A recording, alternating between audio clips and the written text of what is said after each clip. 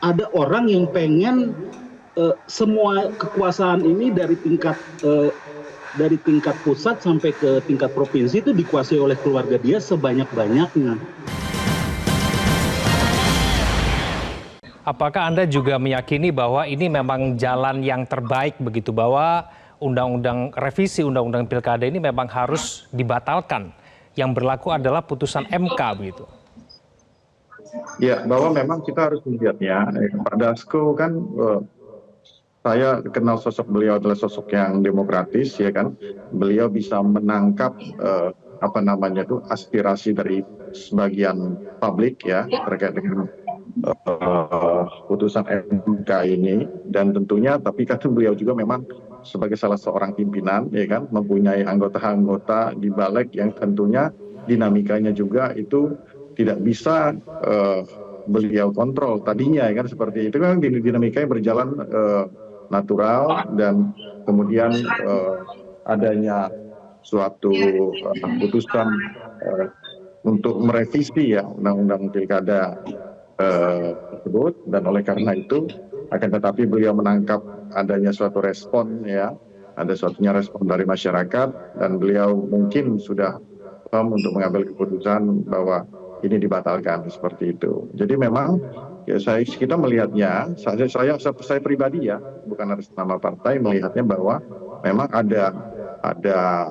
dinamika yang terjadi ya, satu dinamika diskursus akademik kita terkait dengan masalah putusan MK itu sendiri, ya kan, ada yang sepakat dan tidak sepakat, ya, ada juga dinamika politiknya itu sendiri, ya, yang mungkin juga ada missing link yang di situ, bahwa sebenarnya kemungkinan juga, ya kan, sebagian besar teman-teman juga tidak tahu persis mungkin ya, bahwa apa sih sebenarnya isi dan esensi daripada putusan MK tersebut. Tapi itu kan nggak apa-apa menjadi sesuatu hal perdebatan akademik kita dan sudut pandang masing-masing melihatnya seperti apa.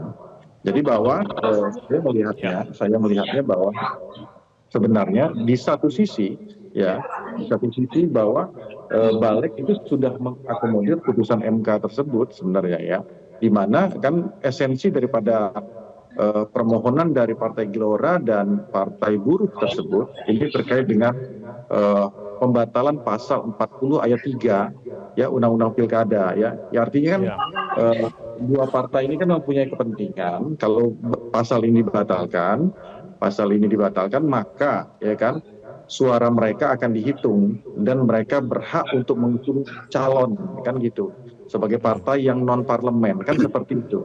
Nah itu permintaan permohonannya atau petitumnya hanya sebatas itu saja. Nah kemudian ini yang menjadi diskursus atau perdebatan ya di antara DPR dengan putusan MK itu sendiri. Kalau misalnya memang balik DPR sudah mengikuti putusan MK, lalu kenapa kemudian secara cepat begitu satu hari setelah putusan itu dibacakan oleh MK langsung dibahas di balik dan hari ini rencananya mau disahkan? Itu kan menjadi pertanyaan dari publik.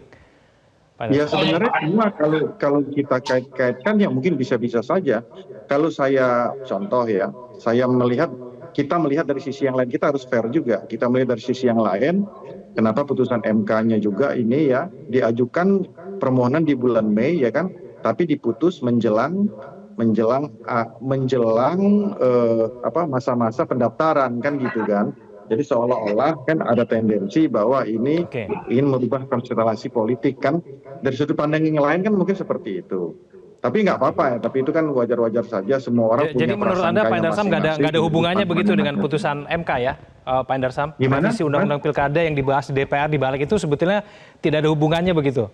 Momentumnya saja yang kebetulan sama begitu ya, berdekatan begitu menurut Anda begitu? Saja sebenarnya kan memang kan harus kita akui kan bahwa ada beberapa putusan MK yang terdelay ya untuk dijalankan ya kan, tapi ada yang harus segera disikapi itu ya karena urgensivitasnya itu, karena ini kan udah masuk tahapan loh, ini kan sudah masuk tahapan pemilu, jadi bukan menjelang lagi, di mana kita melihat memaknai bahwa tahapan pemilu itu sudah dijalankan dengan ya kan, contoh salah satunya ya untuk DKI Jakarta calon independen ini sudah lolos verifikasi, sudah resmi menjadi calon independen kan seperti itu. Nah ini kan harus cepat disikapi kan, gitu seperti itu. Oke, baik. Nanti saya akan ke Mas Hemi. Kita akan melihat dulu bagaimana situasi dan kondisi terkini di gedung DPR Jakarta dan gedung DPRD Jawa Barat, di mana sampai saat ini massa masih berkumpul di depan gedung DPR dan di gedung DPRD Jawa Barat.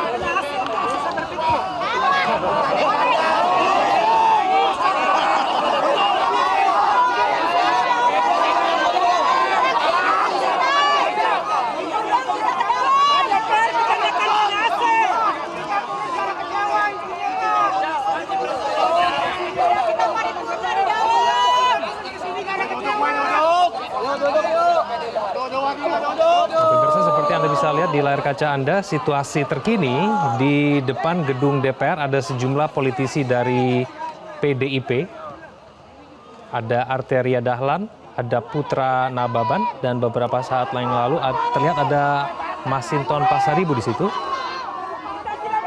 Kita masih mencoba untuk mendengarkan kira-kira apa yang akan disampaikan oleh politisi PDIP ini kepada massa yang saat ini berada di depan gedung DPR Jakarta.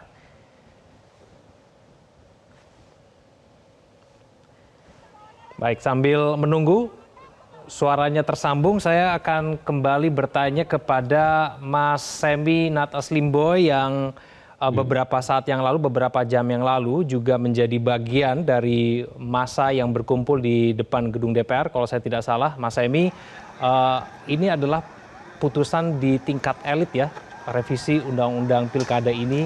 Tapi kenapa Anda seorang komika merasa perlu untuk ikut berdemonstrasi dan menyuarakan mengenai penolakan Undang-Undang Pilkada ini, Mas Hemi? Kalau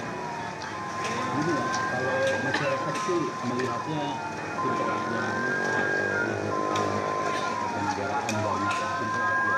kita sangat memilih, tetapi pilihan ya, Mas Hemi, mohon maaf suaranya belum terdengar. Bisa di-unmute? Ini nggak di-unmute sih. Terdengar nggak sekarang nih? Oke, ya sudah, Mas Hemi silakan. Jadi kalau dari masyarakat melihatnya ya simpel aja sih sebenarnya, Mas. Kita mau memilih, ya jangan sampai ini kan dengan threshold yang terlalu tinggi, akhirnya si partai-partai yang bahkan tidak seideologi pun terpaksa dia membentuk sebuah koalisi yang dipaksakan. Gimana tadinya PKS yang ada di luar koalisi bisa masuk, sehingga pilihan kita jadi terbatas dan terancam. Kemarin sebelum ada lolosnya yang calon independen, terancam itu pilihannya lawan kota kosong gitu kan. Nah lalu diberikanlah angin segar oleh MK, diturunkanlah ambang batasnya. Oh jadi nanti akan ada pilihan-pilihan baru. Besoknya mau direvisi lagi. Akhirnya kan kita jadi marah, ini sebenarnya mau apa sih? Apa tujuannya ini? Dan yang berikutnya soal batas umur, ini mau diturunkan dari 30 itu. Ini apa tujuannya? Jadi kita menduga-duga ini sebenarnya ada orang yang pengen semua kekuasaan ini dari tingkat pusat sampai ke tingkat provinsi itu dikuasai oleh keluarga dia sebanyak-banyaknya. Akhirnya kan masyarakat jadi marah gitu kan. Ya sebut nama aja, pengennya Kaisang bisa maju di Jawa Tengah, seperti itu kan, yang diinginkan, itu yang dibaca oleh masyarakat, dan itu sebenarnya membuat kita marah gitu. Kok ngotot banget sih untuk ngambil semuanya, makanya kita turun ke jalan seperti itu. Jadi ini kita kalau diem terus, nanti mungkin tahun 2029 itu bahkan mungkin dari presiden, wapres, gubernur, semuanya mereka yang pegang gitu loh. Karena kalau berlandaskan ke etika udah jelas-jelas mereka tidak beretika.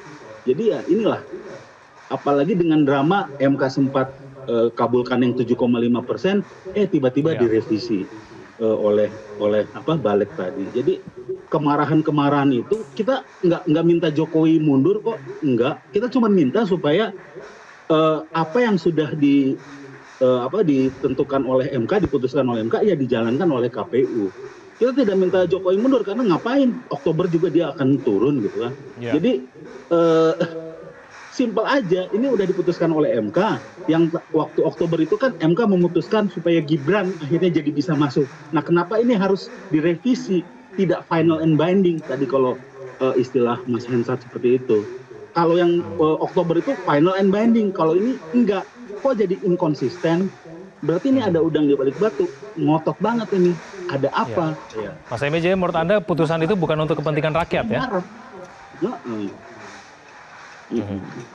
Oke.